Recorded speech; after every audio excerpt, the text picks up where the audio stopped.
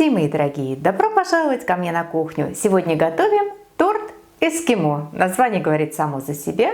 Этот торт создан по мотивам известного и любимого мороженого. В его составе очень нежный ванильно-шифоновый бисквит и крем-пломбир. Крем на основе заварного крема и взбитых сливок. Очень нежный, очень вкусный и по вкусу действительно напоминает пломбир. Давайте приготовим.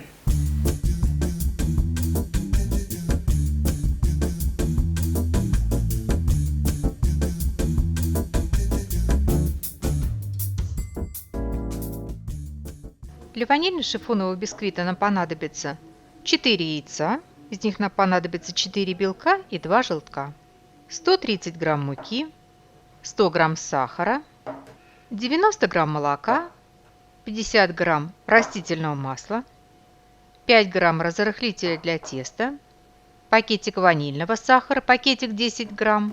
У меня сахар с натуральной ванилью, поэтому он такого темного цвета. И буквально по щепотке соли и пищевой соды. Выпекать бисквит я буду в разъемной форме для тортов диаметром 24 сантиметра. Низ формы я застелила бумагой для выпечки, борта ничем не смазывала. Попутно скажу, что поскольку шифоновые бисквиты очень нежные, их, как правило, пекут в несмазанных формах. Не смазывают ни борта формы, ни низ формы, поскольку в такой несмазанной форме бисквиту проще подняться и проще удержаться, не опасть после выпечки. Яйца разделяем на белки и желтки. Для рецепта нам понадобится 4 белка, то есть все, и 2 желтка. 2 желтка откладываем, мы их будем использовать для приготовления крема.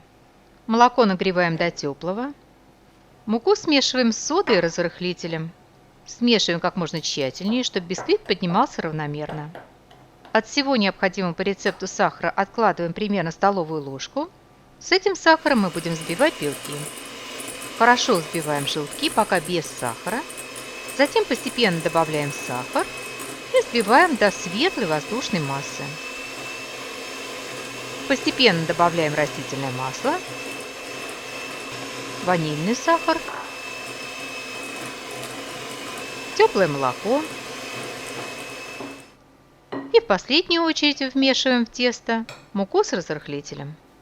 Очень важно вмешать муку с разрыхлителем довольно быстро, поскольку от длительного замеса тесто может затянуться и бисквит получится плотным. Да и в муке у нас уже есть разрыхлитель, при попадании во влажное тесто он сразу же начинает работать, а нам нужно, чтобы его силы хватило на подъем бисквита в духовке. Я сначала просто размешиваю тесто лопаточкой и затем коротко прорабатываю тесто миксером до однородности. Тесто пока откладываем. Взбиваем яичные белки с сахаром. Напомню, что лопасти миксера перед тем, как взбивать белки, нужно помыть с моющим средством и обсушить, чтобы они были без следов жира и влаги. Добавляем белки и соль и взбиваем пока без сахара до мягких пиков. А затем постепенно добавляем сахар и взбиваем с сахаром до устойчивых пиков, но при этом очень желательно белки не перебить, поскольку перевзбитые белки могут привести к тому, что бисквитное тесто при выпечке осядет. И затем постепенно в 3-4 приема складывающими движениями, так же как мы замешиваем бисквитное тесто, двигаясь лопаточкой снизу вверх, вводим в наше тесто взбитые белки. В результате получается вот такое очень легкое, воздушное бисквитное тесто. Выливаем тесто в форму. Форму можно несколько раз прокрутить, для того, чтобы в центре образовалось углубление и бисквит после выпечки был ровным. Выпекаем бисквит в предварительно разогретой до 160 градусов Цельсия духовке примерно 40-50 минут. Готовность бисквита определяем легким надавливанием на середину. Если палец не проваливается, бисквит пружинит, он готов. Очень желательно бисквит не перепечь, поскольку если перепечете, бисквит отойдет от стенок формы, и при перевороте он просто вывалится из формы. И поскольку, как я уже сказала, шифоновые бисквиты очень нежные, их охлаждают в перевернутом виде, прямо в форме. Даем полностью остыть и затем вырезаем бисквит из формы.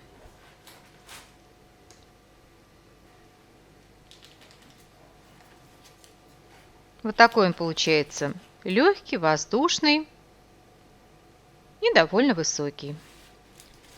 Заворачиваем бисквит в пленку. И для того, чтобы его было проще и легче нарезать, поскольку бисквит очень воздушный, он легко мнется, отправляем бисквит минут на 20 в морозильную камеру. Если вы сегодня не готовы собрать торт, то в таком виде вы можете оставить бисквит на рабочем столе до завтра. Для крема нам понадобится 4 желтка. Я возьму 2 желтка, оставшиеся от приготовления бисквита, и целое яйцо. Такая замена вполне допустима, хотя принято считать, что на желтках крем получается немного нежнее. Итак, для крема нам понадобится 300 мл молока и 300 мл сливок для взбивания. Напомню, что взбиваются только жирные сливки жирностью выше 30%. Я обычно для гарантии беру 35% сливки. Понадобится 4 яичных желтка, либо 2 желтка и 1 полное яйцо, 80 грамм сахара, 30 грамм сахарной пудры, 25 грамм муки, 10 грамм порошкового желатина для стабилизации крема и 50 мл воды для его замачивания. Для ароматизации нам понадобится стручок ванили. Как вариант, вместо стручка ванили можно взять пакетик ванильного сахара, либо чайную ложку ванильного экстракта, но, на мой взгляд, это все же не совсем равноценная замена. С натуральной ванилью крем получится изысканнее, ароматнее, вкуснее, и, на мой взгляд, такой крем будет больше похож на пломбир. К желатину добавляем воду и оставляем набухнуть. К муке добавляем примерно половину всего необходимого по рецепту сахара. Размешиваем. Желтки сначала слегка разбалтываем венчиком. Затем сюда добавляем смесь муки и сахара. Размешиваем. Если вдруг получилось густовато, добавляем немного холодного молока. Молоко берем из общей нормы. Молоко переливаем в кастрюльку. Сюда же кладем оставшийся по рецепту сахар.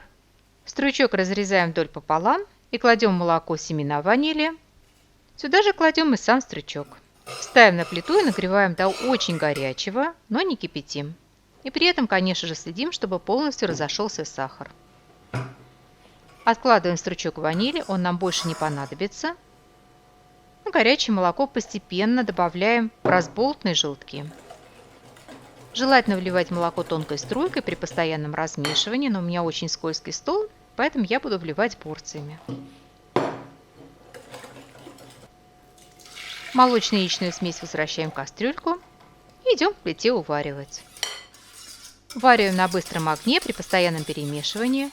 Варим до загустения. Обычно на это требуется 5-7 минут. Как только загустеет, снимаем с огня.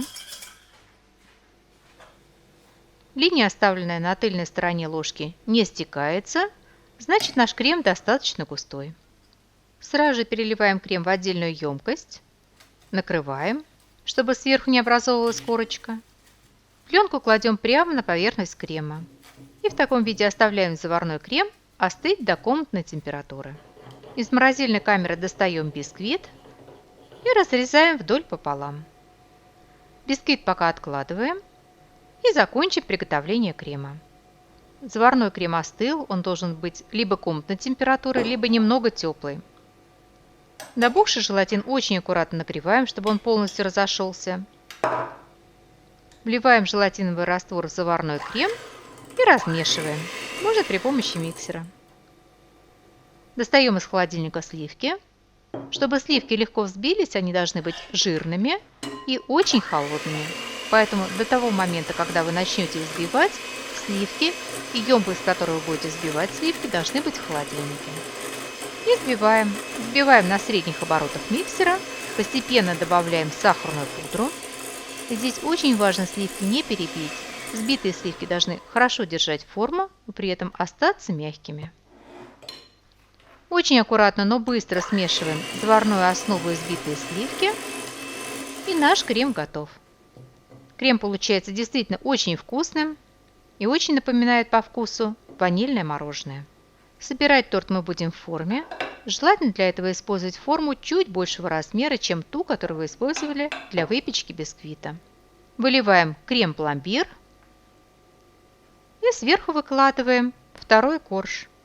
Можно оставить немного крема и этим кремом залить верхний корж. либо вот так аккуратно надавливая на корж, добиться того, чтобы он был вровень с кремом. И в таком виде убираем форму с тортом в холодильник на 3-4 часа, можно даже на более длительное время, для того, чтобы крем застыл. Для шоколадной глазури нам понадобится 60 грамм шоколада, 20 грамм сливочного масла и 40 грамм жирных сливок. Это те же самые сливки, которые я использовала для приготовления торта.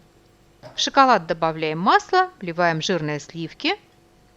И всю эту красоту очень аккуратно нагреваем либо на водяной бане, либо очень аккуратно в микроволновке до однородного состояния.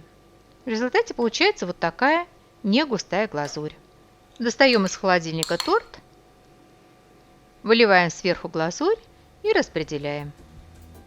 Форму с тортом ставим еще минут на 20 в холодильник, для того, чтобы глазурь полностью застыла. И затем очень аккуратно снимаем форму. Сделать это можно разными способами. Мне удобно делать вот так. Большое полотенце смачиваю в горячей воде, хорошо отжимаю и горячим полотенцем оборачиваю форму. Повторяю процедуру 2-3 раза и затем очень аккуратно снимаю форму. И наш торт готов. Торт получается действительно очень вкусным, очень нежным и полностью оправдывает свое название. Вот такой он красивый в разрезе. Итак, наш торт эскимо готов, и мне остается пожелать вам приятного чаепития. Приготовьте, попробуйте. Очень надеюсь, что он вам тоже понравится.